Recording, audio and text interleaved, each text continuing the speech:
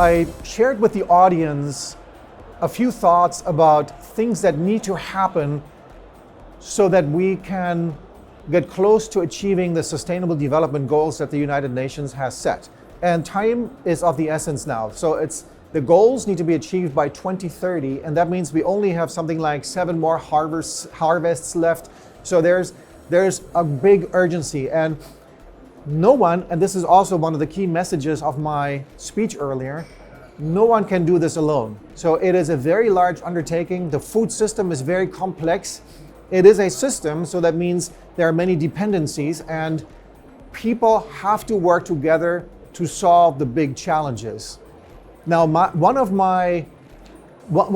as EIT Food, we very much want to involve everyone, right? So we don't want anyone to be left behind, and we're always wondering what other initiatives exist in the world that we can bring together for this. So the good news is that technology and innovation can help us to address these challenges, right? So there are many startups that have great ideas.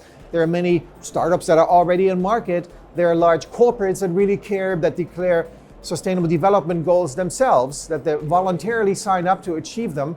And the time isn't here. The time is here to do something now. And everybody always speaks about collaborating.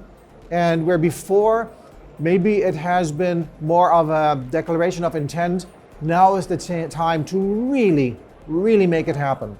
And that's also one of the great reasons and opportunities for this conference. So this future Food for Future conference is an opportunity for everyone to connect somehow, right? To learn from each other and to share insights.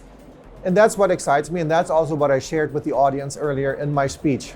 The industry is transforming towards becoming more sustainable. I just mentioned that many of the food majors declare right now their own sustainable development goals, and I see more and more of that happening. So that's one really big one. And one example of that is the strong interest in environmental food labeling. So, and the environmental food label is going to be a very, very big impact on the food system. You know, there's the nutritional labels, right? So you can go to a supermarket and you can see what is the nutritional value of the food you buy, right? But the environmental food label helps people to understand the food they buy, what kind of footprint does it have on the environment? So is an avocado from Mexico better for the environment than an avocado from Israel? Whatever, right? So all of those are those pieces. And the excitement that I see in this is that this consumer-driven interest leads the food majors to also redeploying their supply chain towards less of a CO2 footprint and less usage of water, greenhouse gas emissions, etc. So the key is to have an environmental food label that really packs a punch. And that's also one of those big transformations that are happening now. So industry declaring sustainable development goals, ecosystems like EIT Food being there and available, and of course a huge consumer interest in sustainability. We commissioned some studies recently.